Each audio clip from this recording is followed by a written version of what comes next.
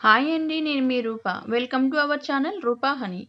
ఈరోజు ఈ వీడియోలో బొబ్బట్లు చాలా సాఫ్ట్‌గా, హెల్తీగా, త్వరగా ఎలా చేసుకోవాలో చూపిస్తాను. సాధారణంగా బొబ్బట్లనేవి మైదా పిండితో చేస్తారు కదండీ! కానీ నేను ఇక్కడ బొబ్బట్లనేవి గోధుమ పిండితో చాలా సాఫ్ట్‌గా, చాలా టేస్టీగా ఉండేలాగా అయితే చేసి చూపిస్తాను. ఒకసారి మీరు చూడండి ఎంత చక్కగా పొరలు పొరల్లాగా వచ్చినాయో బొబ్బట్లు. చాలా అంటే చాలా సాఫ్ట్‌గా ఉంటాయి.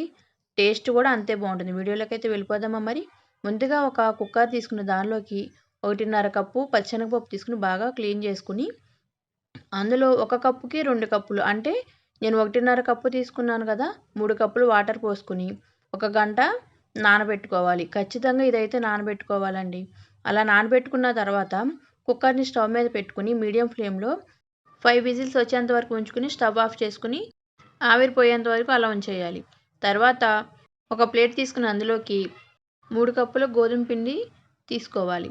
తర్వాత అందులోకి 2 టేబుల్ స్పూన్ల మైదా పిండి వేసుకొని, అందులోకి ఒక 1 టీ స్పూన్ పసుపు వేసుకొని, అందులోకి కొంచెం సాల్ట్ కూడా వేసుకొని బాగా మిక్స్ చేసుకున్న తర్వాత కొంచెం కొంచెం వాటర్ పోసుకుంటూ చాలా సాఫ్ట్‌గా కలుపుకోవాలి. మీరు ఒకసారి వీడియోలో అబ్జర్వ్ చేస్తే మీకు అర్థమవుతుంది. వాటర్ అనేది ఒకటేసారి పోసుకోకుండా కొంచెం కొంచెం పోసుకుంటూ పిండిని మాత్రం చాలా సాఫ్ట్‌గా కలుపుకోవాలి. మీకు ఇలా అర్థం కాకపోతే మన ఛానల్‌లో పిండిని సాఫ్ట్‌గా కలుపుకొని చపాతీలు సాఫ్ట్‌గా ఎలా చేసుకోవాలి అన్న వీడియో అయితే మన ఛానల్‌లో అప్లోడ్ చేశాను. ఒకసారి ఆ వీడియోనైతే చూసేయండి.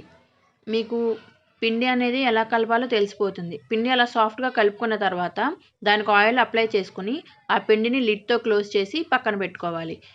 ఇప్పుడు కుక్కర్‌లో ఉన్నటువంటి ఆవిరంతా బయటికి పోయిన తర్వాత నేను మీకు ఓపెన్ చేసి చూపిస్తున్నాను చూడండి. పప్పు అనేది అంత సాఫ్ట్‌గా ఉడకాలన్నమాట.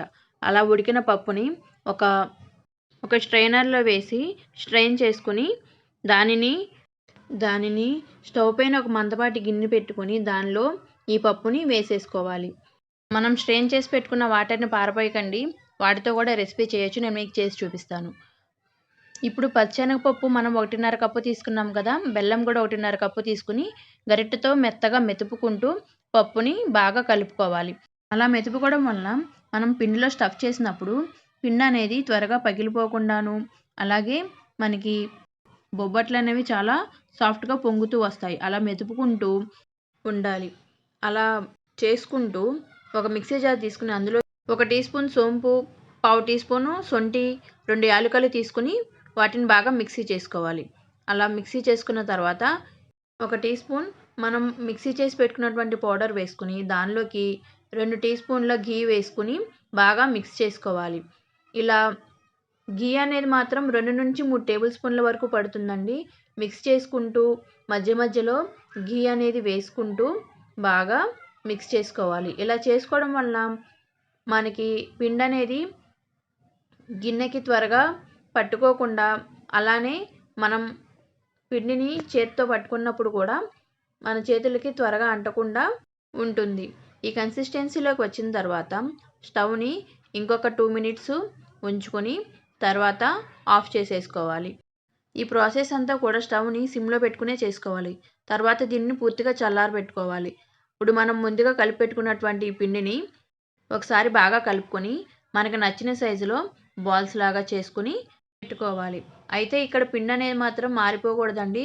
దానిని మీరు బాల్స్ చేసుకున్న తర్వాత ఒక మూతను వేసి క్లోజ్ చేసి ఉంచుకోవాలి.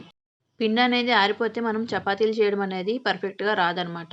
ఇప్పుడు మనం తీసుకున్న పిండి బాల్స్ కంటే కాస్త పెద్ద సైజులో మనం ఉడకబెట్టుకున్నటువంటి పూర్ణాల పిండి అనేది బాల్స్ లాగా చేసుకోవాలి. ఇప్పుడు పిండిని ఎలా స్టఫ్ చేసుకోవాలో చూపిస్తున్నాను చూడండి. ఉండలుగా చేసుకున్న ఆ గోధుమ పిండిని ముందు పొడిపిండిలో అద్దుకొని దానిని బొటనవేలుతో మధ్యలో వత్తుకుంటూ, తిప్పుకుంటూ ఒక గిన్నె షేప్‌లోకి అయితే చేసుకోవాలి. ఒకసారి మీరు వీడియోలో అబ్జర్వ్ చేస్తే మీకు అర్థమైపోతుంది.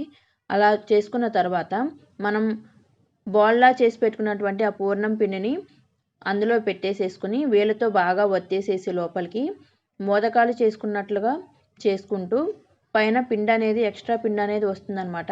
ఆ పిండిని తీసేసుకోవాలి. మిగిలిన పిండి ముద్దలని ఒక లిడ్ క్లోజ్ చేసి పక్కన పెట్టుకోవాలి. అలా పక్కన పెట్టుకున్న తర్వాత మనం ముందుగా స్టఫ్ చేసి పెట్టుకున్నటువంటి ఆ పిండిని ఒకసారి పొడిపిండిలోకి అద్దుకొని ఒక చపాతీలాగా చేసుకోవాలి. ఇక్కడ మీరు అబ్జర్వ్ చేస్తే నేను ఫస్ట్ చపాతీలాగా ఒత్తుకునే ముందు చేతితో కొంచెం ప్రెస్ చేసుకున్న తర్వాత స్లోగా ఎక్కువ ప్రెజర్ పెట్టకుండా అటు సైడ్ ఇటు సైడ్ మాత్రమే నేను చపాతీ అనేది చేసుకుంటున్నాను. మీకు కనుక మధ్యలో ఆ పిండి అనేది అతుక్కున్నట్లు ఉంటే కొంచెం పొడిపిండి జల్లుకొని స్ప్రెడ్ చేసుకున్న తర్వాత అటు సైడ్ ఇటు సైడ్ మాత్రమే వత్తుకుంటూ మధ్యలో ప్రెజర్ అనేది పెట్టకూడదు. అలా పెట్టడం వల్ల బొబ్బట్లు అనేవి సరిగ్గా పొంగవన్నమాట. ఇప్పుడు ప్యాన్ అనేది బాగా హీట్గా ఉండకూడదు, అలా అని బాగా హీట్ తక్కువగా కూడా ఉండకూడదు. మీడియం హీట్ అయిన తర్వాత మనము చేసి పెట్టుకున్నటువంటి బొబ్బట్టు అనేది ప్యాన్ పైన వేసుకుని స్టవ్ని మీడియం టు హై ఫ్లేమ్లోకి అడ్జస్ట్ చేసుకుని 15 to 20 సెకండ్స్ కాల్చుకున్న తర్వాత రెండవ సైడ్ కూడా అట్లానే కాల్చుకుంటూ నెయ్యి వేసుకుంటూ బాగా రెండు వైపులా కాల్చుకోవాలి. మీరు ఇక్కడ చూస్తే బొబ్బట్టు అనేది ఎంత చక్కగా పొంగుతుందో చూసారా?